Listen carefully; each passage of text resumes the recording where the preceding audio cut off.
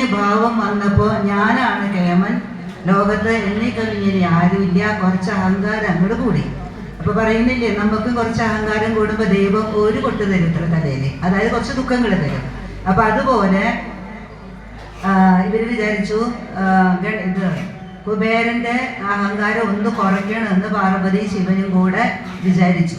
അപ്പൊ അതിനെപ്പറ്റി ഗണേശൻ അങ്ങോട്ട് വിടുന്ന അതിനെപ്പറ്റി ഒരു കഥയാണ് ഞാനിവിടെ ആദ്യം പറയുന്നത്.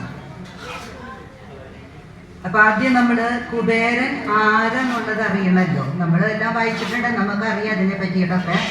അപ്പൊ അതിന്റെ മുൻപത്തെ രൂപത്തിലേക്ക് പോകുവാണെങ്കിൽ പൗലസ്ത്യ മുനി, അതായത് ബ്രഹ്മപുത്രനാണ് പൗലസ്ത്യ മുനി. അദ്ദേഹം ഹിമാലയത്തിലെ അളകാനദി തീരത്ത് ഉഗ്ര തപസ്സിലിരിക്കുകയായിരുന്നു. അപ്പൊ ആ സമയത്ത് ഗന്ധർവതിൽപ്പെട്ട കുറച്ച് വനിതകള്, പിന്നെ മറ്റ് യക്ഷ കിന്നര അങ്ങനെ വർഗത്തിൽപ്പെട്ട കുറച്ച് ആൾക്കാര്, അവര് നിത്യം ഒക്കെ യുവതികളാണ്. അപ്പൊ അവർക്ക് കുറച്ച് ചാവല്യം കാണും. അവർ ഈ അളകാ നദിയിൽ കുളിക്കാൻ വരും പതിവുണ്ട്. അപ്പൊ കുളിക്കാൻ വരുമ്പോ സാധാരണ രീതിയിൽ കുളിച്ചു പോകല്ല ഇവര് ചെയ്യുന്നത്. അവര് അട്ടഹസിച്ചുള്ള കുളിയാണ്. അവിടെ കളിച്ചും ചിരിച്ചും മറ്റുള്ള ഹൃദയത്തെ വെള്ളം ഒഴിച്ച് ആഹ്ലാദിച്ചുള്ള കുളിയാണ് അവര്. അപ്പൊ ഇത് നിത്യം ഇങ്ങനെ ആയപ്പോ ഈ മഹർഷിക്ക് അത് ഭയങ്കര ബുദ്ധിമുട്ടായിട്ട് വന്നു. ഈ ശബ്ദം കാരണം കോലാഹലങ്ങൾ തന്നെയാണ് അവിടെ കുറെ നേരത്തിന്. അപ്പോൾ ശ്രദ്ധ കേന്ദ്രീകരിക്കാൻ പറ്റുന്നില്ല. അവരോട് പറഞ്ഞിട്ട് അവർ കേൾക്കണമില്ല.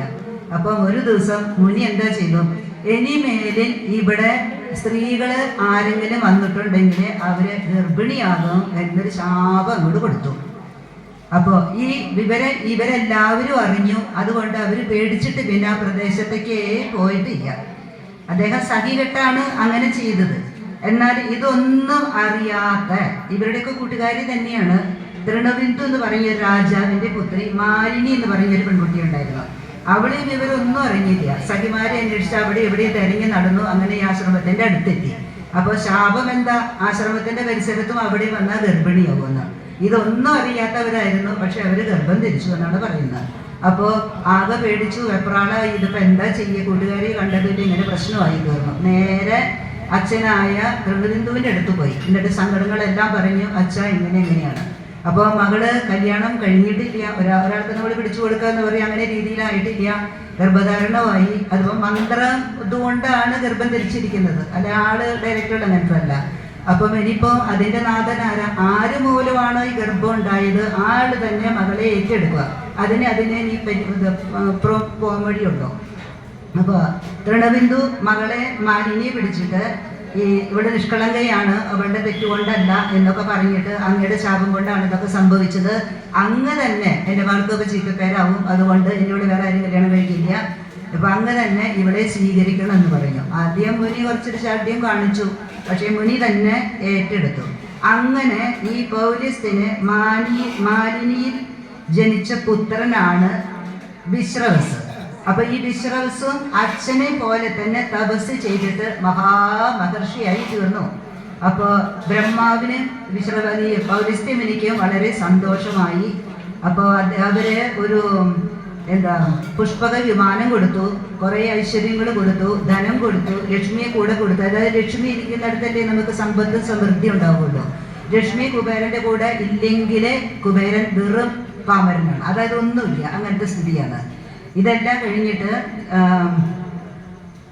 അത് കഴിഞ്ഞവർക്ക് താമസിക്കാനായിട്ട് അപ്പോൾ രാക്ഷസന്മാര് ലങ്ക ഉപേക്ഷിച്ച് പോയ സമയമായിരുന്നു അത്. അപ്പോൾ ലങ്കയിലെ എല്ലാ പദവിയോടും ആഡംബരങ്ങളോടും കൂടെ ജീവിക്കാനും പറഞ്ഞു. അപ്പൊ അങ്ങനെ അവിടെ ജീവിച്ചുകൊണ്ടിരിക്കുന്ന ഒരു സമയമാണ് പറയുന്നത്.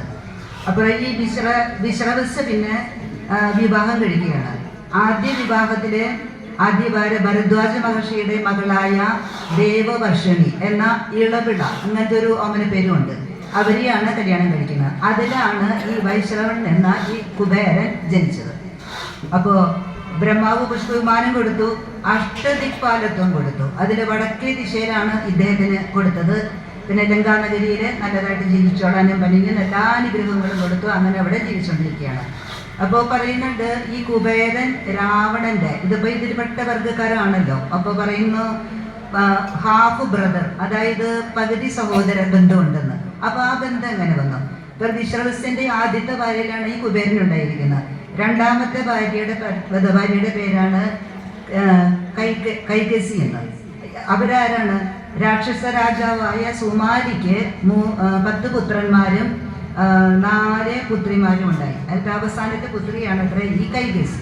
ആ കൈകസി കല്യാണം കഴിച്ച, അതായത് കൈകസി വിശ്രയിച്ച ദമ്പതികളുടെ മക്കളാണത്രേ രാവണാദികൾ. അപ്പൊ അച്ഛനൊന്നും 2 അമ്മമാരും. അപ്പൊ അതുകൊണ്ടാണ് ആ ബ്രദറിന്റെ ഒരു സഹോദരന്റെ ഒരു സ്ഥാനം അവിടെ വന്നിരിക്കുന്നത്. പിന്നെ ഈ രാവണാദികൾ ഇങ്ങനെ യുദ്ധങ്ങളും എല്ലാം തപസ്സൊക്കെ ചെയ്ത് നല്ല പേരൊക്കെ കേട്ടു. അത് കഴിഞ്ഞ് പിന്നെ അവർ തമ്മിൽ വഴക്ക് കൂടുന്നുണ്ട്. എന്നിട്ട് ലങ്കയിൽ പോയി ജീവിക്കാനായിട്ട് നോക്കുമ്പോൾ ഇവിടെ ലങ്കയിൽ ഓൾറെഡി കുബേരൻ ഇരിക്കുന്നുണ്ട്. അപ്പോൾ അവിടെ ചെന്നിച്ച് പറഞ്ഞു, ഇത് ഞങ്ങളുടെ സ്ഥലമാണ്, ഞങ്ങളുടെ പൂർവീകന്മാരാണ്, നീ എന്തിനാ ഇവിടെ വന്നിരുന്നത്? ഒരമ്മയുടെ മക്കളും അല്ലല്ലോ, മക്കളും തമ്മിൽ ഇന്നത്തെ കാലത്ത് കലഹം ഭൂമി എല്ലാത്തിനും ഉണ്ടല്ലോ. ഇത് പിന്നെ 2 മക്കളാണ്, അച്ഛനും ഒന്നത്രയുള്ളൂ. അതുമല്ല, പുഷ്പക വിമാനവും ഞങ്ങൾക്ക് നീ തരണമെന്ന് പറഞ്ഞു. അങ്ങനെ അവിടെ വഴക്കായി. അപ്പോൾ ഇദ്ദേഹം ഇവിടുന്ന് സ്വമേധ, ഇത്രയും കാലം ഞാൻ ജീവിച്ചല്ലേ ഇവിടെ, അതിന് തന്നെ നന്ദി, ബ്രഹ്മാവ് എനിക്ക് തന്നതാണ്, ഇതൊക്കെ ഞാൻ ഉപേക്ഷിച്ച് പോകാം, നിങ്ങൾ സുഖമായിട്ട് താമസിച്ചോളൂ എന്ന് പറഞ്ഞിട്ട് അവിടുന്ന് പോകുവാണ്. അപ്പം ശിവന്റെ ഭയങ്കര ഭക്തനായിരുന്നു ഇദ്ദേഹം. അപ്പൊ എന്താ ചെയ്തത്? കൈലാസ പർവ്വതത്തിനടുത്ത് അളകാപുരി എന്നൊരു നല്ല പട്ടണം, രാജ്യം അവിടെ ഉണ്ടാക്കി തീർത്തു. അവിടെ വലിയ ധനങ്ങളും എല്ലാം കൊടുത്തിട്ട് ഈ കുബേരനെ അവിടെ ഇരുത്തി. അവിടെ അങ്ങനെ രാജ്യഭരണം നടത്തിക്കൊണ്ടിരിക്കുകയാണ്. ഒന്നിനും ഒരു കുറവുമില്ല. ഇഷ്ടം പോലെ ധനം എന്ന് പറഞ്ഞാൽ ധനം എത്രയും കൊടുക്കുവോ അത്രത്തോളം അവിടെ നിറയാം. ഒന്നുകൊണ്ട് നല്ല രാജാവാണ്, നല്ലതായിട്ട് രാജ്യം ഭരിക്കുന്ന ആളാണ്. ധാരാളം ധർമാദികൾ ഇതെല്ലാം ചെയ്യുന്നുണ്ട്. എല്ലാവർക്കും ഭക്ഷണം കൊടുക്കുന്നുണ്ട്. മന്ത്രിമാരെയും ദൂതന്മാരെയും വിട്ട് രാജ്യത്ത് ക്ഷേമം ചോദിക്കും. പ്രജകൾക്കൊക്കെ സുഖമാണല്ലോ, എല്ലാം കൊണ്ട് സുഭിക്ഷം. രാമരാജ്യം എന്ന് പറഞ്ഞ പോലെ ആർക്കും ഒരു ബുദ്ധിമുട്ടുമില്ല, രോഗങ്ങളില്ല, അസുഖങ്ങളില്ല, എല്ലാവരും സന്തോഷം മാത്രം. അപ്പോൾ ഇതൊക്കെ ആയപ്പോൾ എല്ലാ മഹർഷിമാരും വലിയ ആൾക്കാരൊക്കെ ഇദ്ദേഹത്തെ കാണാൻ വരും. പൊതുവെ ഈ മഹർഷിമാരും എല്ലാവരും ദേവന്മാരെല്ലാം അങ്ങോട്ടും ഇങ്ങോട്ടും വിരുന്നിന് പോകുന്നവരെ അവർ പോക്ക് പതിവുണ്ട് അങ്ങനെ. അപ്പോൾ എല്ലാവരും വന്ന് ഇദ്ദേഹത്തിൻ്റെ ഇവിടെ ആതിഥ്യം സ്വീകരിക്കും.